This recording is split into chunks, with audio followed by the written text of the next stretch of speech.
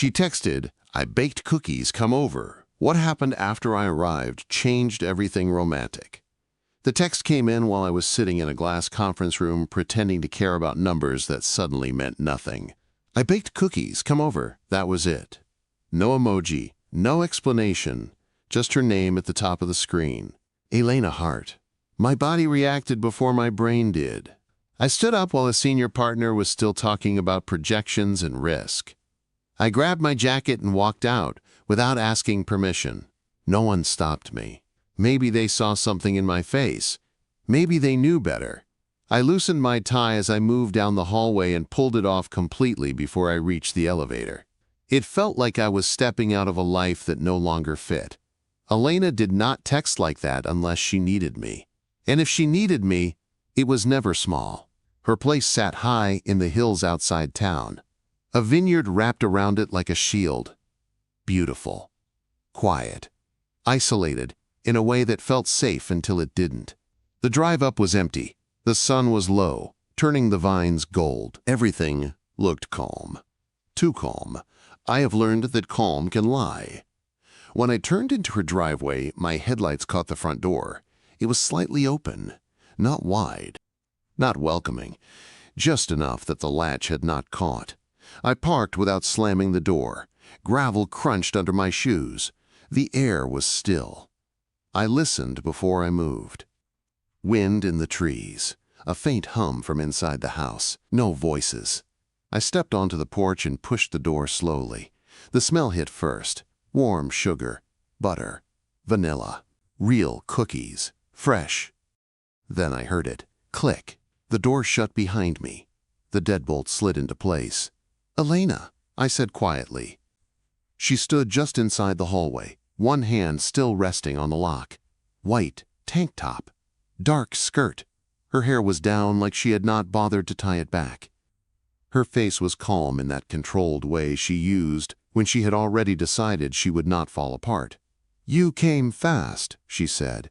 "You texted cookies," I answered. I knew that would work.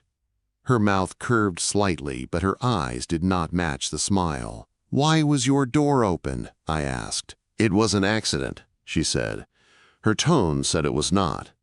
She stepped aside, but not fully. It felt like she was guarding the house itself. "There's a car parked at the bottom of the hill," she said. I felt something tighten in my chest. "A neighbor?" "No." She did not look away when she said it. "A private investigator." The words settled heavy between us. "How long?" I asked. "3 nights." "You checked?" My voice came out sharper than I meant. She lifted her chin slightly.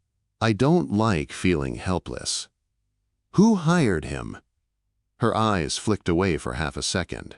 Then, back to me. "Marcus. Marcus Vance. Developer, smooth voice, expensive suits. The kind of man who smiled while calculating how to take what you loved.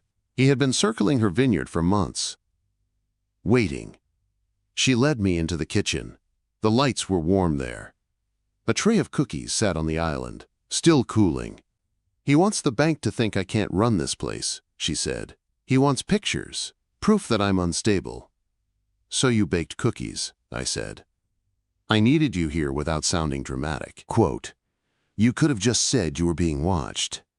"And have you tell me to call the police and then go back to your firm?" she asked. That stung because it was possible.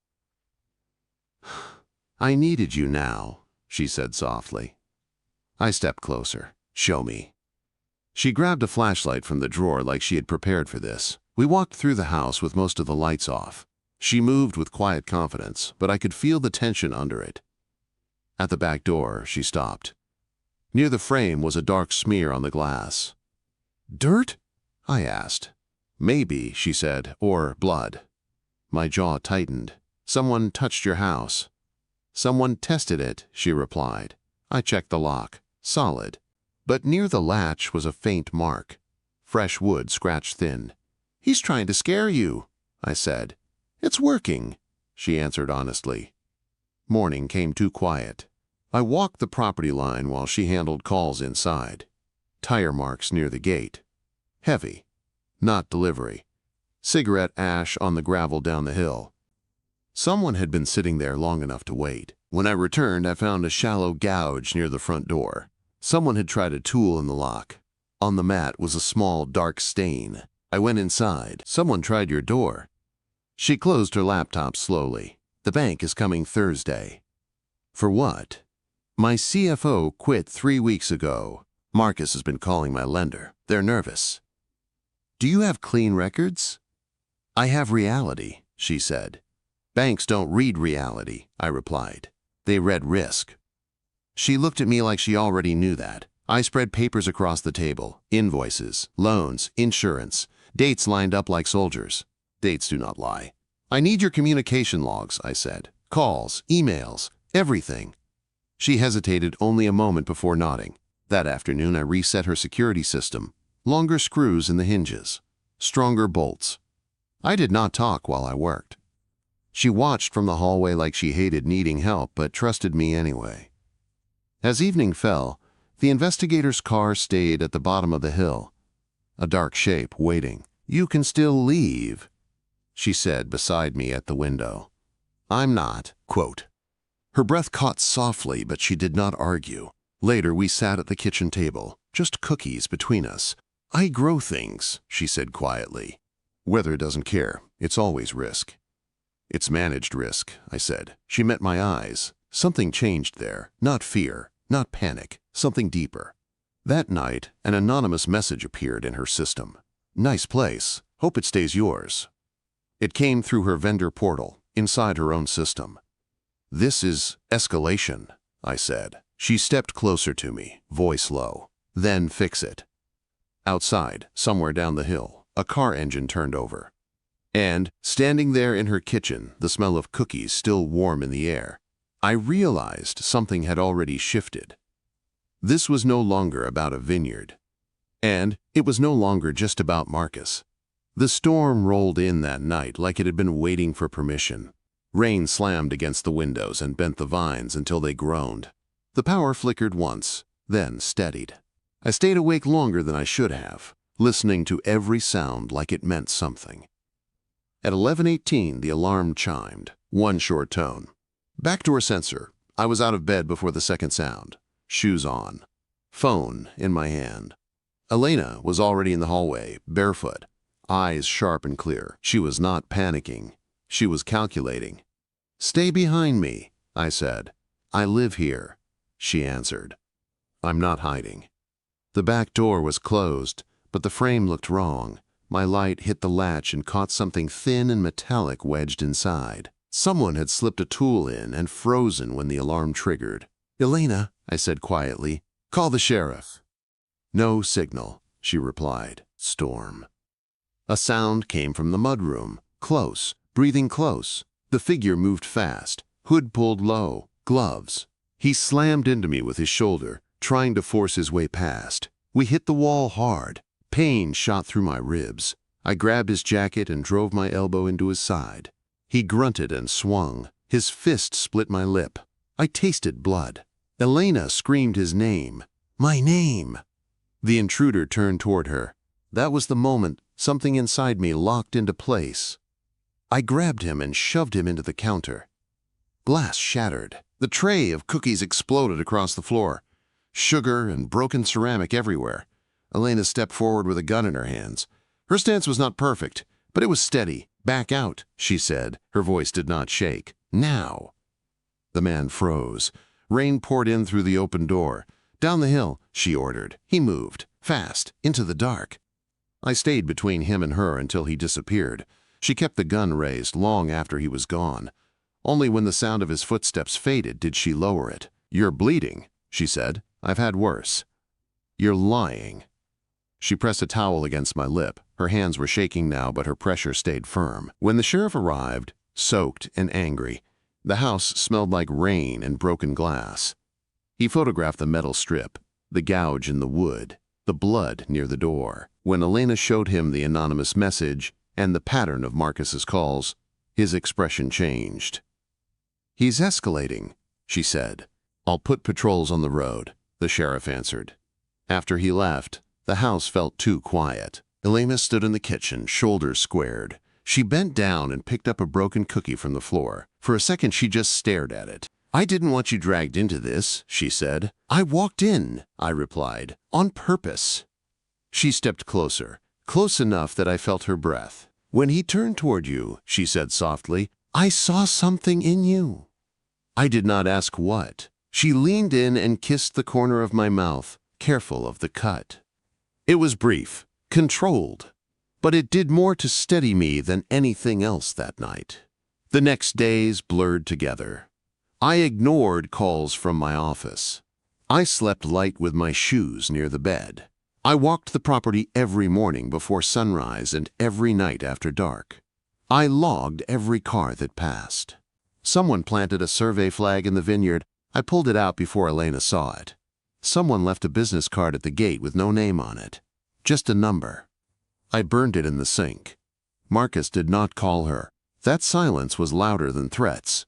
We worked side by side in the kitchen one evening, going through compliance files. The lights were warm. The air smelled like coffee instead of fear. "You can still go back," she said without looking at me. "Not happening. This could cost you your job." "I don't want that job," I said honestly. She stopped sorting papers. "Since when?" "Since I realized it doesn't matter." She met my eyes then. Not guarded, not distant, just real. The bank meeting was scheduled for Thursday. Pressure built from every direction. Suppliers asking questions. Insurance reviewing coverage. Anonymous complaints filed about safety concerns at the vineyard. Marcus was pulling strings quietly. "He wants them to see instability," I said. "He wants them to see you as a liability," she added. "Then we show them control." That night, another message came through her system. "Nice place. Shame if it changed hands." Elena stared at the screen for a long time. Then she closed the laptop. "I am not giving him fear," she said, but when she stood, I saw the exhaustion in her posture. Later, we sat on the couch in the dark. No television, no phones, just the sound of wind outside. Her shoulder brushed mine. She did not move away. "This scares me," she admitted quietly. "Me too," I said. She looked up at me like that answer mattered more than reassurance. "I don't need you fearless," she said. "I need you steady." "I can do steady." Her hand found mine in the dark. She did not lace our fingers together at first, just rested her hand over mine. Then slowly, she tightened her grip. Thursday came fast. The bank meeting was virtual, but it felt like a courtroom. Elena sat straight at the long table in her office. I sat beside her, camera on, papers ready. The risk team asked calm, careful questions. About leadership. About financial oversight. About security incidents. I answered with timelines, police reports, call logs that showed when Marcus began contacting the lender. Photos of the tire marks, documentation of the break-in. Elena spoke when it mattered. Clear, controlled, unapologetic. By the end, the tone shifted. "We will extend the review," one of them said. "No immediate action." Elena closed her laptop slowly after the call ended. She lowered her head into her hands for just a second. "It's not over," she said. "No," I replied, "but we're not losing ground." That evening, we walked the vineyard together. The rows stretched into shadow. The sky burned orange behind the hills. "This place is my life," she said. "Every risk I've taken is rooted here." "I know." She stopped walking and turned to me. "If he pushes harder," she said, "this gets ugly." "I'm not afraid of ugly." She studied my face like she was deciding whether to believe that. Then she stepped closer, close enough that the space between us disappeared. "I don't want to hide anymore," she said. "You don't have to." Her hand slipped into mine. Not dramatic, not rushed, just chosen. Down the hill, a car engine started. We both looked toward the sound. "That's him," she said. "Let him watch," I answered. "We're not giving him what he wants." Inside the house later, she locked the door behind us. The click echoed louder than it should have. She leaned back against it and looked at me. "Stay," she said. Not a command this time. "A request." "I am," I replied, and when she kissed me, it was slower than before. Not urgent, Not desperate, just certain. Somewhere between that kiss and the quiet that followed, I realized something had shifted again. Marcus was still dangerous. But we were no longer reacting. We were choosing. The morning after the bank review felt sharper, like the air had edges. Elena was already awake when I came downstairs. She stood at the kitchen counter with a cup of coffee she had not touched, staring out at the rows of vines like she was measuring what they were worth against what they could cost her. "You didn't sleep," I said. She shook her head once. "I kept waiting for something else to happen." "It will," I answered. "Just not the way he expects." She looked at me carefully. "You sound sure." "I'm focused," I said. "There's a difference." By mid-morning, the pressure returned. The bank requested more documents. An insurance agent wanted clarification. A zoning inquiry came through for land bordering the vineyard. "He's testing the edges," I said, reading the notice. "He's looking for a crack," she replied. "Then we don't give him one." That afternoon, a black SUV drove slowly past the house. Not the investigator's car, someone knew. The driver did not stop, he just looked. Elena stood on the porch beside me. "He's changing tactics." "He's running out of clean ones," I said. That night, the power went out without warning. No storm, no wind, just sudden darkness. Backup lights flickered on, dim and yellow. "This doesn't happen," she said quietly. I checked the breaker panel. Every switch had been thrown at once, clean, intentional. "He wants you off balance," I said. "He wants me tired," she answered. The power returned an hour later. Too neat, too controlled. She did not go back to her bedroom that night. We sat on the couch together in the half-light. Her shoulder rested against mine. Her fingers found my hand without looking for it. "This scares me," she admitted again. "I know." She tilted her head slightly. "You never admit that." "I am now." She nodded like that mattered. The next morning, Marcus made his move. The bank forwarded an anonymous package. Blurry photos. Me arriving at the vineyard. Me walking the property. One shot of Elena and me standing close on the porch. The message was clear. Compromised. Emotional. Unstable. I read it first and passed the tablet to her. Her face did not change. "He wants them to think I'm dependent," she said calmly. "And reckless," I added. She looked at me. "Are you?" "No," I said. "I'm choosing this." Her breath caught for just a second. "Good," she said softly. "Then we handle it clean." She called the bank before Marcus could spin the story. She explained my role: compliance support, documentation oversight, no secrets, no hiding. When she ended the call, her hands finally shook. I stepped close and steadied them. "That was brave." "That was necessary," she replied. We spent the afternoon organizing every detail, every invoice, every call log, every piece of evidence tying the break-in, and the pressure back to Marcus's timeline. By evening, exhaustion set in. We walked to the vineyard at sunset. The vines stood dark and quiet, stretching into the fading light. "I used to think strength meant never leaning," she said. "And now? Now I know it means choosing where you lean." She stopped walking and faced me. Her hand rested against my chest, right over my heart. "If this costs you your old life," she said, "I won't pretend that doesn't matter." "It already changed," I answered. "Before you." She searched my face like she was checking for doubt. She did not find any. That night, she locked the door behind us and leaned back against it. Same place, same sound. But her expression was different. Less fear, more resolve. Monday arrived heavy. An emergency inspection notice came through. Health, safety, operations. Scheduled immediately. "They want to overwhelm us," she said.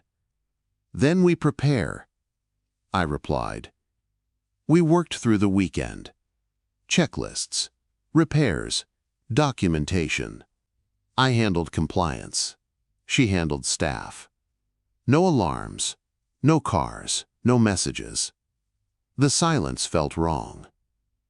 Sunday evening we stood on the porch. The sky was clear. The vineyard stretched out calm and untouched. "If he shows up," she said quietly, "he won't pretend anymore. Then neither will we." As if summoned, a polished black car pulled up to the gate just before dark. Marcus stepped out with his easy smile. Expensive coat. Hands open like this was a social visit. "Elena," he called, voice smooth. "We should talk." We walked down together.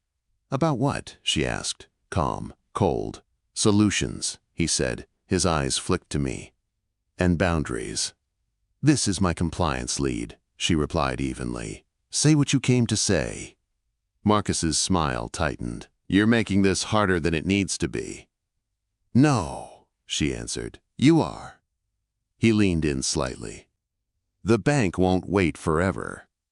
"They're not waiting for you," she said. Silence stretched. Marcus turned to me. "You're costing her." "You already did," I replied. Something dark flashed in his eyes before the smile returned. "Think about my offer," he said to Elena. "Before things break." "They already did," she said quietly. "You." He left without another word. Inside the house, her hands shook. She did not hide it this time. "He's desperate," she said. "And dangerous," I added. She stepped closer and pressed her forehead against my shoulder. "Promise me you won't underestimate him." "I won't." She pulled back just enough to look at me. Her eyes were steady now. "I don't want to lose this," she said. "We won't," I answered. Outside, the vineyard stood quiet in the fading light. For the first time, Marcus was the one running out of ground. Marcus made his last move quietly. That was how I knew it mattered. 2 days after he showed up at the gate, Elena got the call she had been bracing for. The bank's review committee wanted one final meeting in person. Friday at 10 in the morning. No lawyers. No delays. She stood in the kitchen with her phone still in her hand when she told me. "This is it," she said. "Yes," I answered. "This is where he either wins or disappears." That night the house was silent again. No cars at the bottom of the hill, no alarms, no shadows in the vineyard. The quiet pressed harder than the noise ever had. Elena stood at the window, arms folded, staring out at the rows of vines like she was memorizing them. "If I lose this," she said without turning around, "I lose more than land." "You won't," I said. "You don't know that." "I know you," I replied. "And I know facts." She turned to face me. Her eyes were steady but open in a way I had not seen before. "If this goes bad," she said, "you walk away clean." "No." She blinked once. "Don't argue." "I'm not arguing," I said.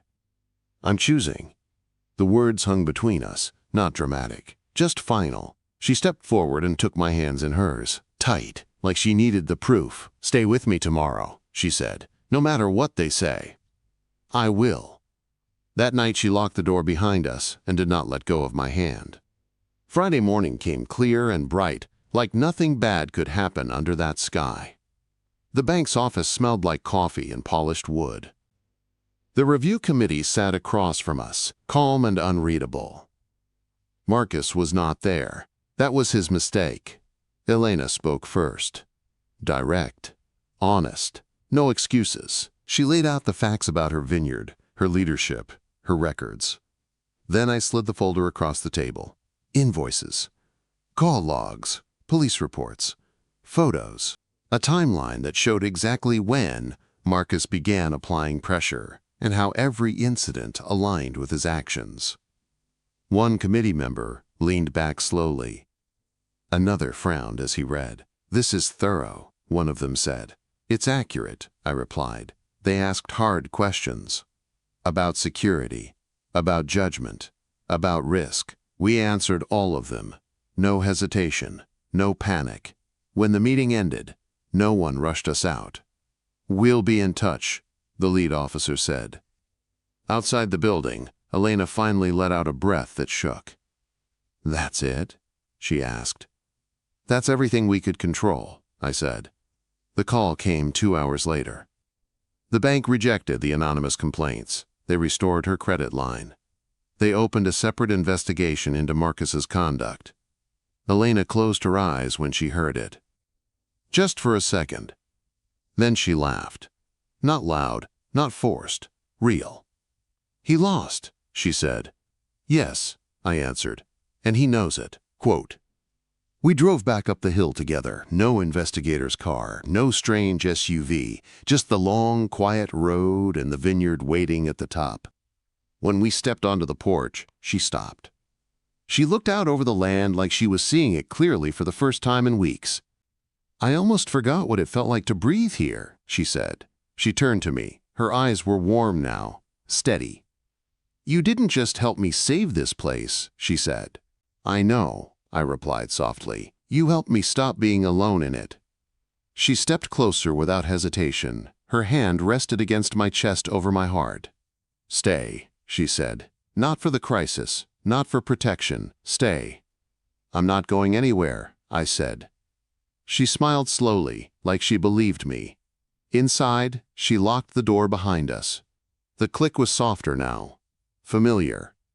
Safe. She leaned into me, forehead touching mine. "Cookies," she said quietly. "I really did bake them that night." "I know," I said. "That's why I came." She kissed me then, deep, unrushed, no fear chasing us. No shadows at the bottom of the hill, just warmth and certainty and choice. Later that evening we stood in the kitchen together, the same island, the same oven. She tied her hair back and handed me a bowl. "You're staying for dinner," she said. "I live here now?" I asked lightly. She looked at me in a way that made the answer clear. "Maybe," she said. We moved around each other easily. No tension, no urgency, just quiet understanding. The vineyard outside rested under the late afternoon sun. No one watching. No engines turning over in the distance. For the first time, since that text message buzzed against my chest in that glass conference room, everything felt still in the right way. Not the kind of calm that lies. The kind you build. And as she slid a fresh tray of cookies into the oven and glanced back at me with that steady look, I realized something simple and certain. I did not leave my job because of danger. I stayed because of her.